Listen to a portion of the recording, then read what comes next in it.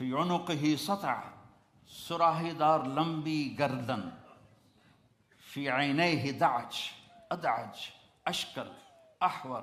اکحل، ابرق، angel, یہ سب آپ کی آنکھوں کی صفات کے میں نے الفاظ بولے ہیں کہ لمبی آنکھ، موٹی آنکھ، سیاہ پتلی، سفیدی، اور سرما لگا ہوا، آپ سرما لگائے بغیر آپ کی آنکھوں میں سرما ہوتا تھا، اور چمکدار آنکھ، آپ کی آنکھوں میں آنکھ ڈال کے کوئی دیکھ نہیں سکتا تھا، جب آپ یوں دیکھتے تھے تو سارے ایسے ہو جاتے تھے، اس لیے ہمارے نبی ایسے دیکھتے تھے، ایسے نہیں دیکھتے تھے کہ کسی کی جرت نہیں ہوتی تھی کہ آپ کی آنکھوں میں آنکھیں ڈال کے بات کر سکے۔ واسع الصدر، چوڑا سینہ تھا، بعید ما بین المنکبین، یہ کندھے بڑے مضبوط اور کھلے ہوئے تھے، سائل الاطراف، طویل الزندین، لمبے بازو تھے، سائل الاطراف، انگلیاں بھی لمبی اور سیدھی، یہ دیکھو میری انگلی ٹیڑھی سی ہے، آپ کی انگلیاں سیدھی، رحب الراحہ، یہ ہتھیلی آپ کی بڑی کھلی اور کشادہ، یہ سخاوت کی علامت ہے، جس کی ہتھیلی کشادہ ہو وہ سخی ہوتا ہے عام طور پر، جس کی تھوڑی تنگ ہو، ہن ویکھن نہ بہ جائے جے اپنیاں، تو جس کی تنگ ہو وہ عام طور پہ بخیل ہوتا ہے، کوئی یہ 100% بات نہیں ہے لیکن عام طور پہ یہ دیکھا ہے۔ رحب الراحہ، ہتھیلی آپ کی کشادہ تھی، اشہر الذراعین، یہاں ہلکے ہلکے بال تھے، یہاں دقیق المسربہ، یہاں سے بالوں کا تار چلتا تھا اور آ کر ناف پہ ختم ہو جاتا تھا، سبط القصف، سیدھا قد تھا، ایسے بالکل سرو کے درخت کی طرح، سوا البطن و صدر، سینہ اور پیٹ برابر تھا، ادھر ہو کے دکھا، سینہ اور پیٹ برابر تھا، شکر ہے میرا بھی برابر ہے، کئی ہمارے بھائی بہنیں ہیں، آپ سجے پاسے ہوں دن پیٹ کھبے پاسے ہوں، آپ کھبے پاسے ہوں دن پیٹ سجے پاسے ہوں، وہ ہسن تا منہ تو نہیں پتہ لگتا، پیٹ تو پتہ رہتا، گڑ گڑ گڑ گڑ گڑ گڑ گڑ۔ بہت بری بات ہے مسلمان کا پیٹ نکلا ہوا، کھانے کے لیے نہیں پیدا ہوئے، کام کے لیے پیدا ہوئے ہیں، اور خاص طور پہ عورت کا پیٹ بڑھ جائے تو بہت ہی بری بات ہے۔ تو کھانے پہ دیکھو، کھانے کے وقت ہاتھ پہ قابو رکھو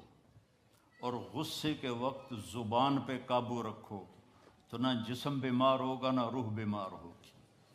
کھانے پہ ہاتھ کھل گیا اور غصے میں زبان کھل گئی تو جسم بھی بیمار ہو جائے گا، روح بھی بیمار ہو جائے گی۔ مسیح القدمین، آپ کے پاؤں بڑے حسین، نرم و نازک، خمسان الاخمسین، یہ جگہ اوپر اٹھی ہوئی تھی، یہ یہاں فلیٹ نہیں تھی بلکہ یہاں کرو تھا، اور اتنے نازک پاؤں تھے کہ جب آپ وضو کرتے تھے تو پانی اوپر سے ایسے نکل جاتا تھا جیسے تیل لگے ہوئے پاؤں پر پانی پھسل جاتا ہے، اس طرح آپ کے پھسل جاتا تھا پانی۔ یمشی تکفین، کندھے جھکا کے چلتے تھے، ایسے کر کے نہیں چلتے تھے، ایسے کر کے چلتے تھے، اور کبھی آگے نہیں چلتے تھے، صحابہ کے پیچھے چلتے تھے اور صحابہ کو آگے چلاتے تھے۔ اور ذریع المشیہ، پاؤں میں چال میں تیزی تھی لیکن قدم چھوٹے تھے، چھوٹے قدم، یہ یوں چلے تو بندہ انہیں کوڑا لگتا ہے،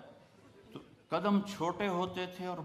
چال میں تیزی ہوتی تھی، آپ چلتے تھے صحابہ پیچھے دوڑتے تھے، اتنی تیز چال تھی آپ کی۔ جب کسی کو بلاتے تھے تو ایسے کر کے نہیں بلاتے تھے، ایسے کر کے بلاتے تھے، انگلی کا اشارہ نہیں کرتے تھے، ایسے کرتے تھے۔ اور جب کوئی آپ کو بلاتا تھا یا رسول اللہ، مطلب ادھر سے یہ بیٹھے ہیں کہ ادھر سے کوئی مجھے کہے مولانا، تو میں کہوں گا جی، اس سے آگے میری اوقات نہیں ہے۔ لیکن میرے نبی کو جب کوئی ادھر سے بلاتا تھا تو آپ پورا مڑتے تھے، پھر کہتے تھے جی، اور کوئی ادھر سے آپ کو بلاتا تھا، آپ سوچو کتنا مشکل کام ہے، آپ ایسے ہوتے تھے، جی فرمائیے۔ میرے نبی کی ایک ایک ادا محفوظ پڑی ہے، اس کو فالو کرو، اس کی نقل اتارو،